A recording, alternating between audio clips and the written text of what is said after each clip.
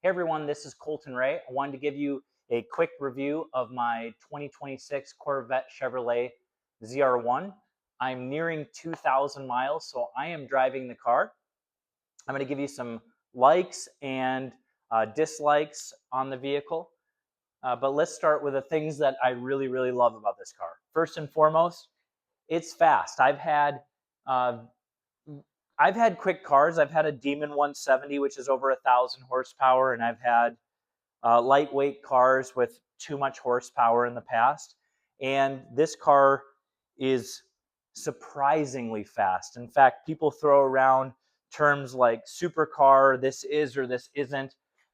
I believe this car has supercar horsepower, supercar handling, supercar brakes. Um, it's it's mind-numbingly fast. If you get an opportunity to drive one of these vehicles, you will be impressed because the car is very quick. It does 60 to 130s in the fours. It'll stop on a dime with these massive carbon ceramic brakes, which Levi is rolling into the wheels and tires. This is a huge like for me. I love the wheels and tires. I think the silver painted 20 and 21-inch wheels are amazing. I do have the 4S tires. This is not a ZTK car, and it's probably more livable because of that.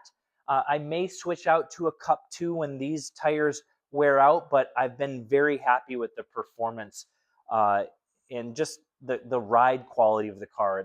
It doesn't beat you up.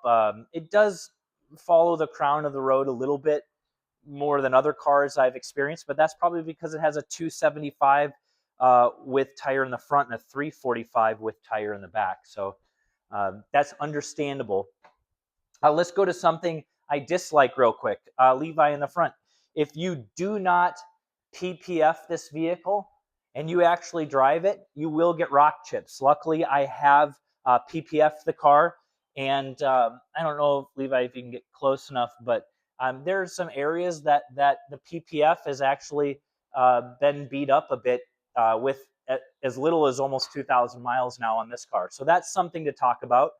Another dislike on the car, and I think this isn't specific to the ZR1. If you take the roof out on the coupe, it's going to be loud. It's got a lot of wind noise.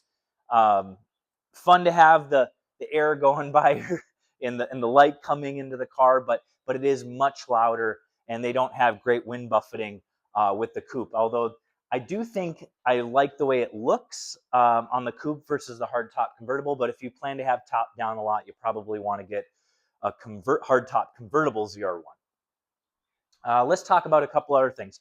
I love the way the car looks. I think that was the biggest improvement. I mean, beyond the horsepower, which is incredible, but the ZR1 with the carbon Aero package, which is a must in my opinion. The big wing, the gurney flap in the front right here, the raised section on the hood, and then these canards down here. It's a must in my opinion. It was a $10,000 package in 2026. I think they increased the price of that to almost $13,000 now in 2027. Get the carbon Aero package. I also really love on the coupe, you have these turbo inlets where the hardtop convertible doesn't have that, so you'll have to weigh that in your mind. Going back to the wheels, the things I really like about the wheels, there is something I disliked about the wheels, which was prior when I first got the car. I did put Paragon Racing 20mm spacers in the rear and 5mm spacers in the front. The offset is not great on the wheels until you correct that. But when I got the car and I saw the wheels, I was like, these things are money. So I just needed to correct the offset. So that was something that we did. A couple other things I really love about the car. Levi, I'll fire it up. I think it's a bit of a, all the cars nowadays seem to do this. They know how to make them sound super aggressive at startup, but I like it. I love the sound. So this would be a dislike if you don't want your car to be loud in the morning when you're pulling out of your driveway. But Levi, if you want to go around the car, I'll fire it up so you can hear it.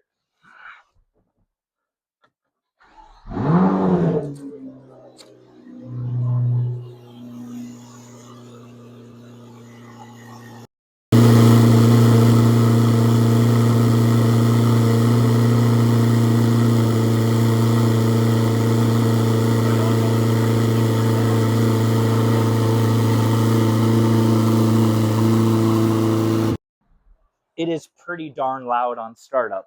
Hopefully that came through well.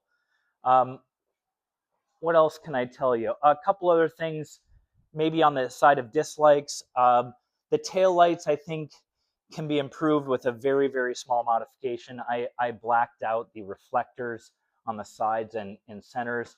I think that really cleans up the tail light, which is a big improvement in my opinion. A couple other quick dislikes. Your car is going to pick up a lot of rocks here. I don't know if this was a... Actually, this doesn't have any rocks in it on this side. Let's check over here, Levi. There's a few in here you can see.